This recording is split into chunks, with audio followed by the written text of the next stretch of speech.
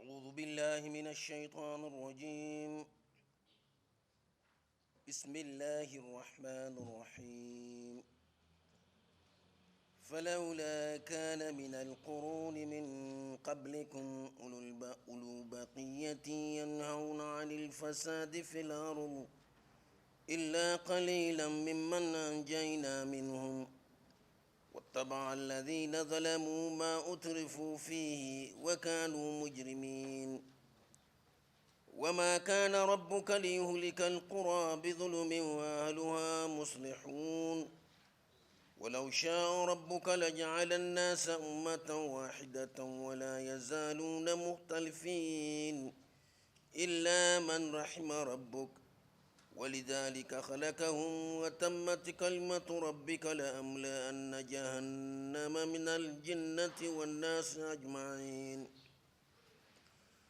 وكلا نقص عليك من أنباء الرسل ما نثبت به فؤادك وجاءك في هذه الحق وموعظة وذكرى للمؤمنين.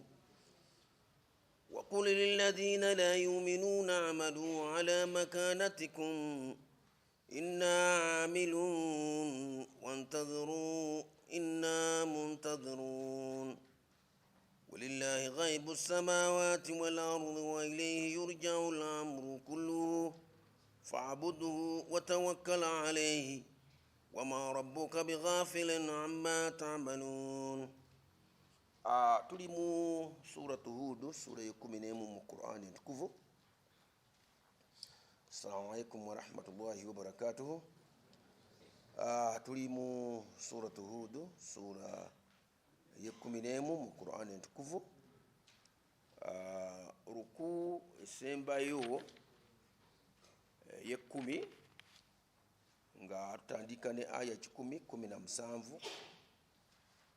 Allah tunyonyola falawla kana min alquruni min qablikum nti mu mirembe ejatusooka gyonna temwalimu ulubaqiyatin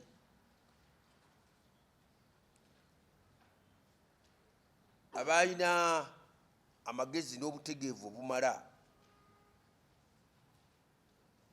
yanhauna anil fasadi fil ard babeere nga baziyiza ebyambyona ebireme kusaasaana mu nsi illa qalila mimman anjaina minhum okujjaku abatono ennyo bitwataasa obutaasa. wattabaa alladhina zalamu ma utrifu fihi aboononefu bagoberera ebyo bye baasalawo okweyingizaamu oba okwetabamu. wakaanu mujrimiin okukakkananga bamenyi b'amateeka. aya ne tunyonyola situation etera okubaawo mu buli mulembe. wabaawo ebiruubirirwa ebirungi ebitera okubeera mu bwongo bw'abantu. twandikoze kino, twandikoze kiri, twandikoze kiri. naye obunafu obutera okweyoleka mu bantu mu buli mulembe abeevaamu okulaba nti ddala ebirungi bikolebwa ebyambyone biziyizibwa batono. This is the greatest human weakness. bwe bunafu obutera okusangibwa mu bantu mu buli mulembe. ebirungi teri atabimanyi, naye abeevaamu kulaba nti ebirungi babikola batono. n'abo abeevaamu okulaba nti ebirungi ebyo bisigazibwewo ebibi biziyizibwe batono ddala. mubeera ku kyalo nga buli omu amanyi nti obubbi kibi,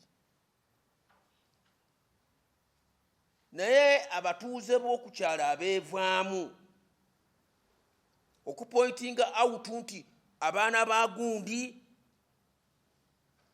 be bali kuleetereza omuze ogw'obubbi. Gundi oyo yalimu obubbi batono. Buli omu ku kyalo ayinza okuba nga amanyi ababbi be baana, naye nga si beetegefu kukyogerako, si beetegefu kulaba nti abantu abo bakangavvulwa oba baloopebwa mu bw'obuyinza. Olwo nno akaze ako ne kagenda nga kasaasaanira abalala bonna olw'okuba kamaze okufuna obuwagizi obw'obutagambwako.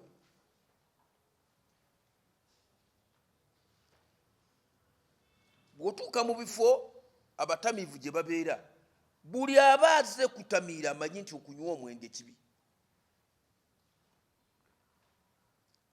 Buli omu aba akimanyi nti kibi.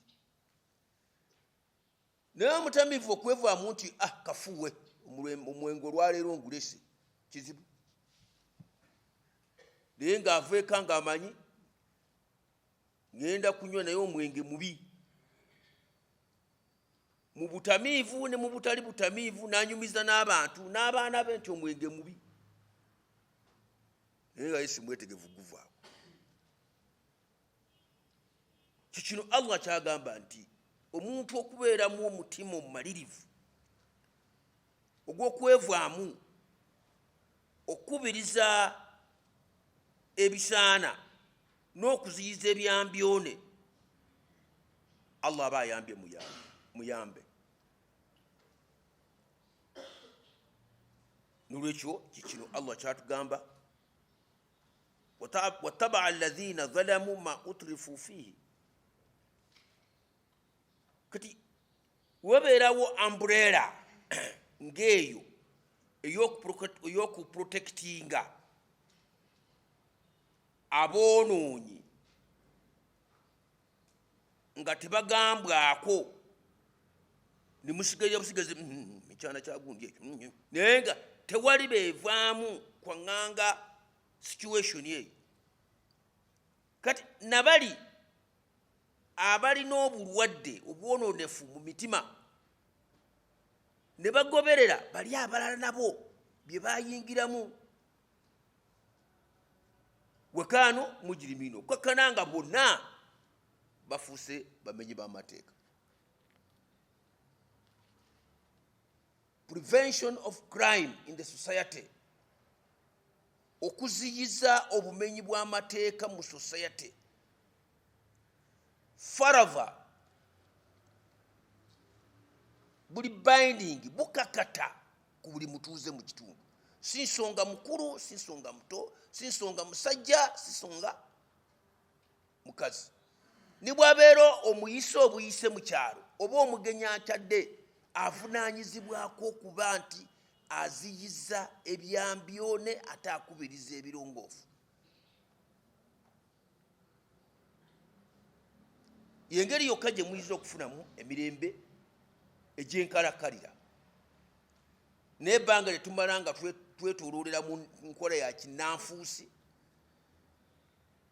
niwe gabeera maka goonooneka. Omuzadde n'afuna lipooti nti omwana oyo yeekwatakwata, omwana n'akomawo waka n'ekalaamu gy'otamugulidde, n'eruula gy'otamugulidde, n'ekitabo ky'otamugulidde, n'ekintu ekirala kyonna gwe ky'otamuwadde, n'osirika busirisi. Ne baleeta lipooti omwana wo yasangiddwa ngabba emiyembe gya gundi, ngabba emifenesi gya gundi, yakonodde kasooli wa gundi oba enanaasi ya gundi, n'otafaayo okureactinga. In some cases osanga abazadde benja okukozesaako ekigambo ekikakali ennyo, abatumbaavu, kuwakalira mwana nze omwana owange tali bwatyo. Omwana tumuwakanira gyabeera gwe tobeerayo. Ate bwana yeetaaga kukangavulwa kasita ofuna report ku mwana wo mugendereko. Bw'oba tokikoze oli kutendeka mumenyi w'amateeka, ajja kubeera emboldened, muli afuna obuvumu kubanga amanyi maama ampagira. Bamaama be batera nnyo okwonoona abaana. Maama ampagira, maama tayinza kumpaayo.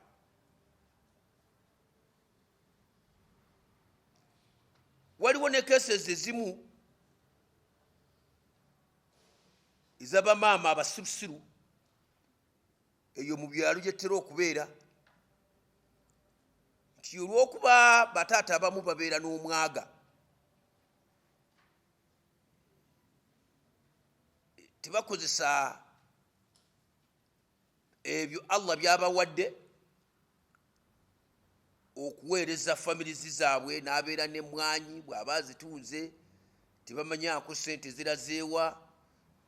Abantu waka ne babeera nga balina ebyetaago, naye nga yeefudde omukambwe ennyo atagambwako.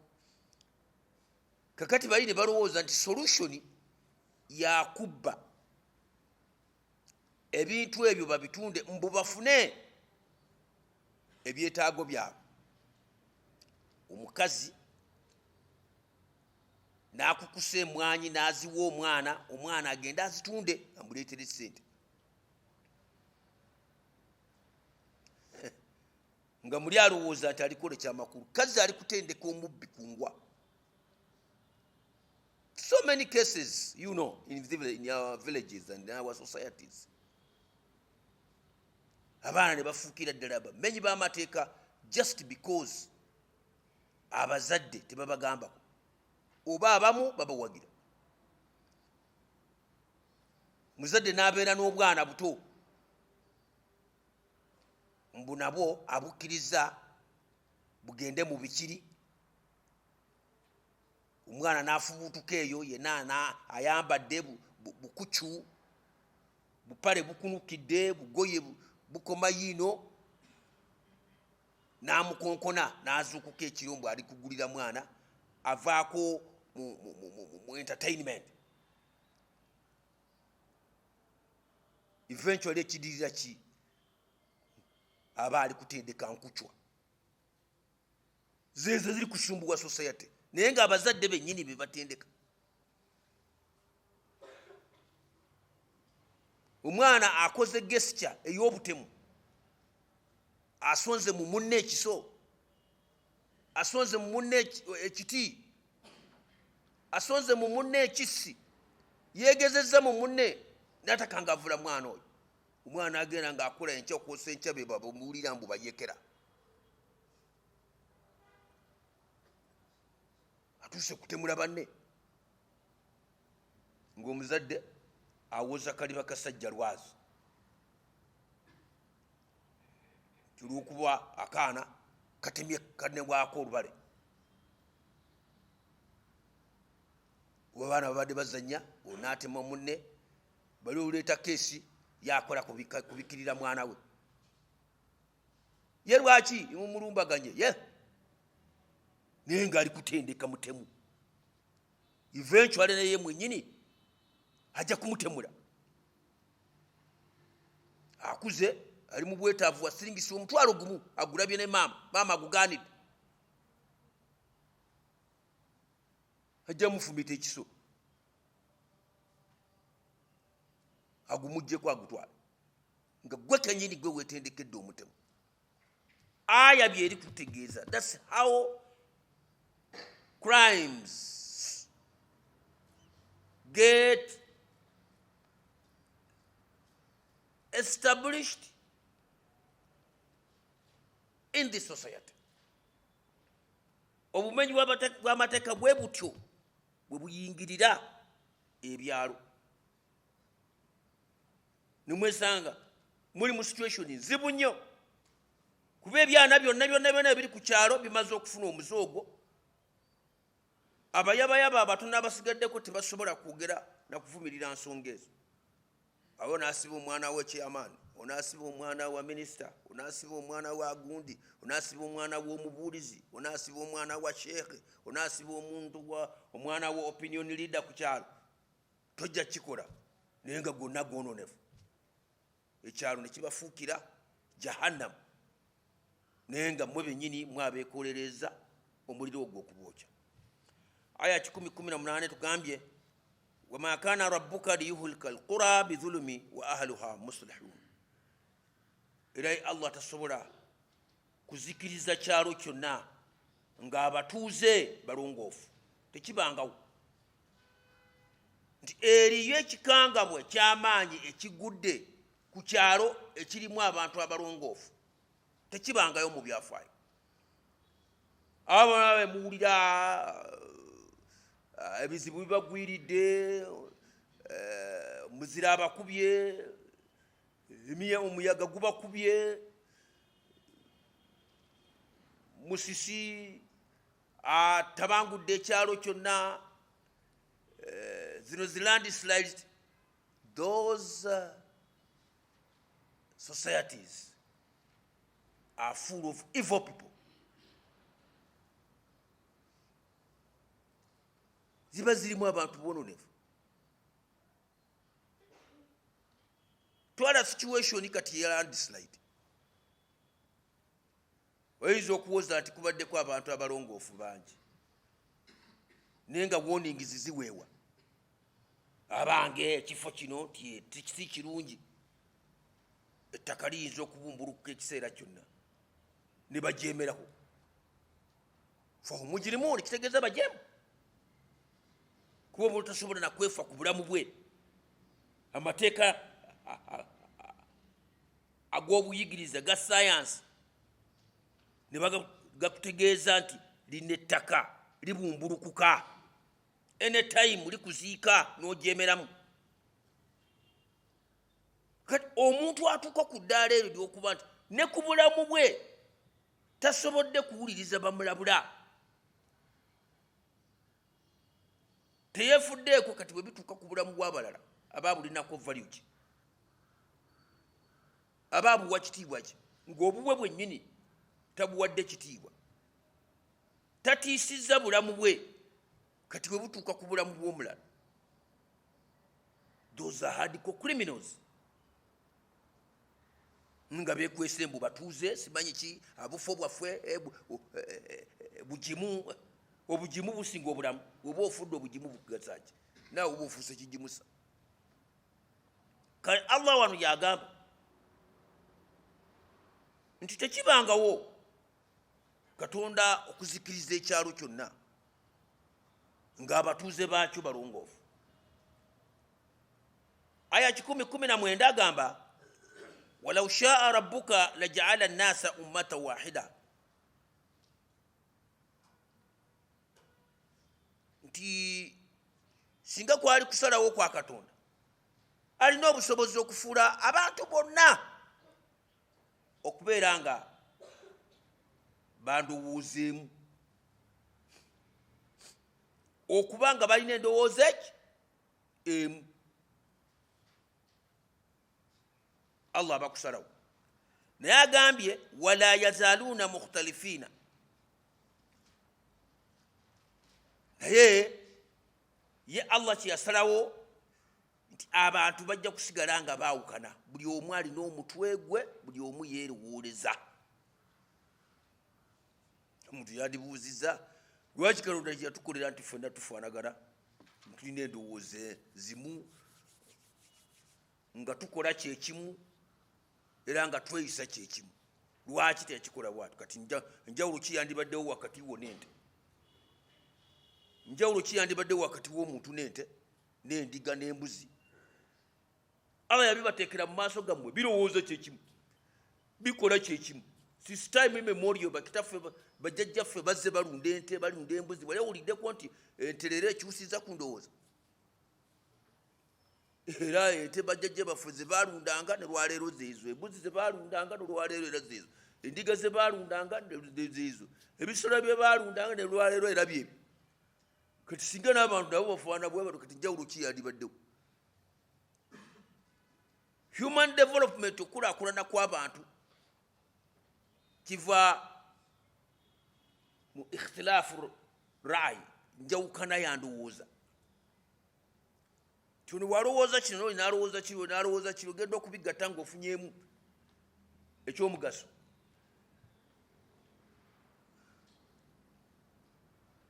naye buli lunaku zigenda ku luzi ne zinywa wali osaazeeko nti aleero mu byafaayo waliwo enteemu esanze ginnewaayo endwadde yeebase wali negenda nesika amazzi mu kamwa nekwata akamwa kaginnaayo neteekamu amazzi tekibanga niwebeera nyana yaayo ng'eremereddwa okunywa eri awo yeebase awo ente yenjini enkulu eri kunywera wano omwana yeebase waiti yeetaaga amazzi naye tasobola kunywa era nayo ekirene ennyo etuulawo obutuuzi bweti neetunuulira omwana naafu enkalamata basi ne bajjawo ne bagenda ne basuula n'olwekyo olowooza funa twandibadde tulina endowooza yeemu tukola kyekimu tiwandibadde enjawulo wakati waffe n'ebisolo n'ebinyonyi n'ebirala byonna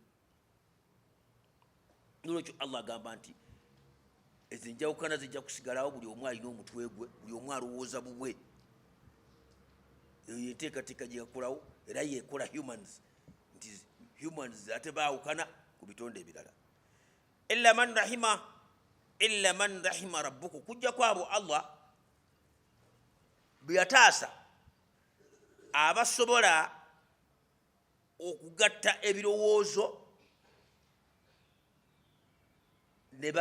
ne bifuuka progressive yes mu kuteesa allah kyali kutegeeza wano mu kuteesa musobola okugatta ebirowoozo ne bibanga bibayamba mu kulaakulana walidhalika khalakahum era bwatyo allah bwe yatonda abantu watammat kalimatu rabbika era akusalawo kwa katonda wo kwo kwaggwa dda nti ki la amla anna jahannama min aljinnati wannasi ajmain nti ye allah aboononefu mu bantu ne mu majini bonna agenda kubateeka mu muliro bajjanjabibwe bawone emputtu ezo yenteekateeka gye yakola yatonda omuntu n'amuwa kalenda esinga okubeera amakula lakad khalakna linsana fi ahsan taqwim naawa omuntu programu esinga okubeera amakula n'amuwa kapasita imma shakira wa imma kafura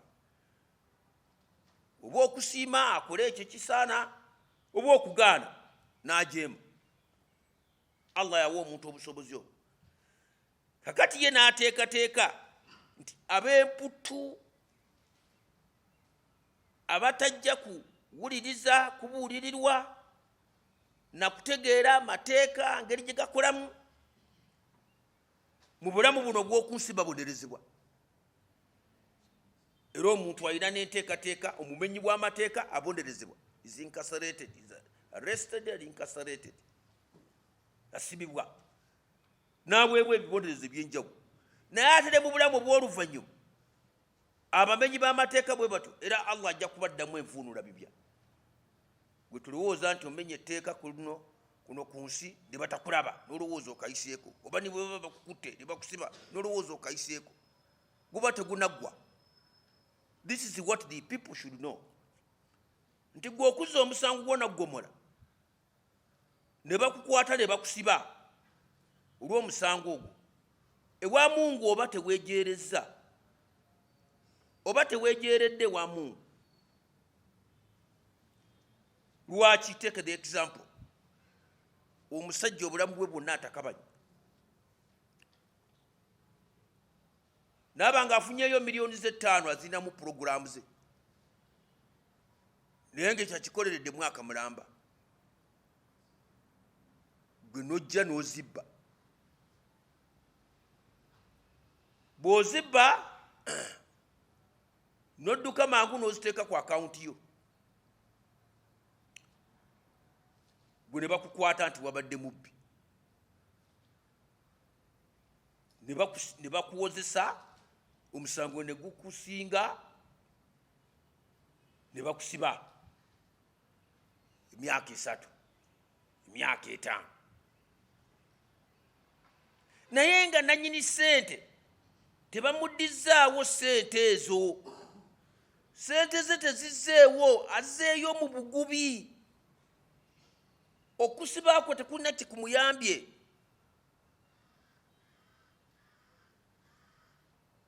Yensonga lwaki mulaba amateeka ga shariya y'Ekiislaamu nti omubbi bw'aba akwatiddwa ng'alina ekyomuntu kyabbye, buvunaanyizibwa bwa gavumenti okuddizaawo omuntu oyo ekyo kiba kibbiddwa, baba tasobodde kukijja mu kumukono omubbi. Omubbi bw'aba akyakirina, baddize nannyini kintu ekyo agende mu maaso. Omubbi bw'aba takirina, gavumenti emuliyirire, enteekateeka zisigale nga zigenda mu maaso. Era kyova olaba mu nteekateeka omuntu bw'aba azizza omusango tawoza n'ono gwazizzaako omusango, wabula gavumenti gy'awoza nayo. State versus so, ekyo mukimanyi.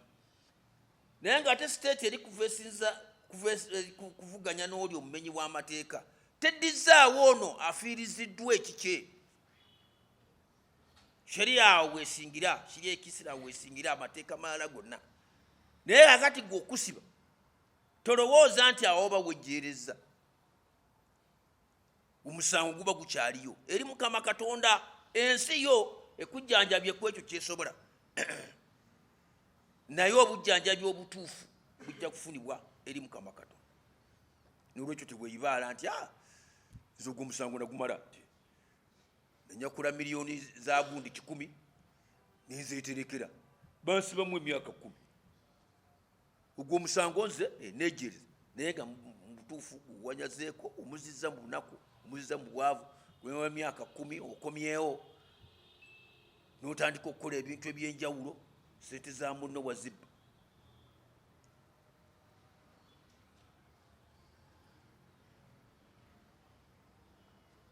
N'olwekyo Allah agambye nti abamenyi b'amateeka bonna kababeere bantu ba bulijjo, kababeere bakukunavu. Yetaamu gyakozeseza wano jinni wa nnaasi, bonna agenda kubajjuza omuliro. Aya 10:21 egambye wa kulla naqussu alayka min anba'i rusuli ma nuthabbitu bihi fuadaka, nti ebyo byonna ebizze bikutottolerwa gwe Muhammad sallallahu alayhi wasallam, ebikwata ku byafaayo n'amawulire agakwata ku bannabbi ab'enjawulo n'ababaka ab'enjawulo, ekiruubirirwa kugumya mutima gwo otegeere nti ebizibu bye ndi kufuna si nze nzekka, n'abankulembera Allah bye yatuma baayisibwa mu neeyisa mu mpisibwa efaanana nange gye ndi kuyisibwamu. Wajaaka fi hadhihi lhaqu, era kino amazima gakutuuseeko mu kunnyonnyola okwo, wa mauidhatun, n'embuulirira, wa dhikira, n'okujjukiza lil mu'miniina, abakkiriza. Aya 10:22 egambye wa kulil ladhina la yuminuuna, gamba abo abatakkiriza, amalu ala makanatikum, mukole ebyammwe, inna amilun, naffe tulina ebyaffe bye tukola. Tiwabaawo bwetaavu bwa buli kiseera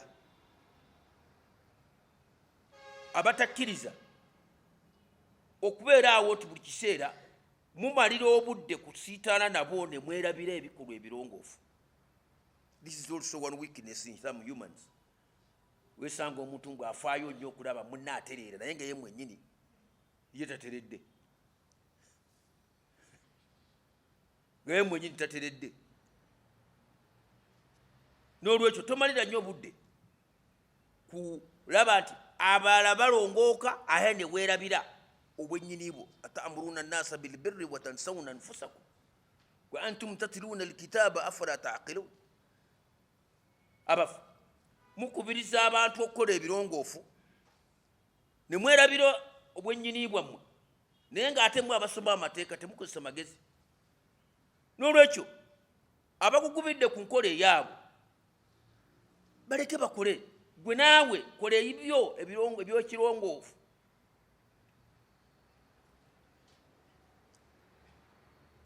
inna amiruna naffe tukola ebyaffe, wantaziru era mulinde. ani byakola ebinaamuviirako ebizibu? inna muntaziruna naffe tulinze. aya 24 egambye walillahi ghaibu samawati wal ardi, ebyama nebyenkiso byonna ebikusifu ebiri mu ggulu n'ebiri mu nsi bya Allah. wa ilayhi yurja'u al-amru kulluhu, era ensonga zonna zijjuliza ye. fa'buduhu, n'olwekyo sinza ye yekka. wa tawakkal alayhi, beera mwesimbu ku ye. buli kimu kyonna kijulizibwa eri Mukama Katonda, ate yamanya ebyenkiso byonna. gweobuzibu bw'olina Allah abumanyi. wabaawo obukotogezi obukolebwa, omu n'akutogera munne naye nga tosobola na kubwogera, Allah yabumanyi. uli akutogera munne, uli asumbuwa munne, uli atewaanya munne, Allah byonna abimanyi. era buli nsonga edda gyali. wabaawo ekizibu kyonna, tawakkala Allah, weesigame Mukama Katonda, ensonga yo giwaabe mu mbuga ya Mukama Katonda. waman rabbuka bighafilin amma ta'maluna, era omulezi wo Allah subhanahu wa ta'ala si mugayaalirivu ku ebyo bye mukola.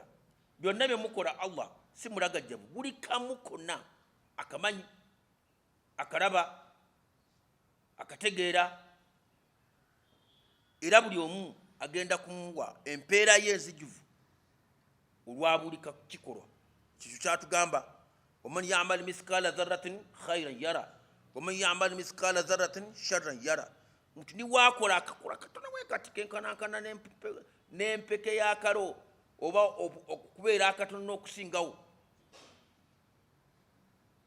ku lunaku lw'enkomerero ajja kukalaba n'empeera yako akafunyi, kakabe kalungi kakabe kabi, teri agenda kulyazaamaanyizibwa. Salaamu alaykum.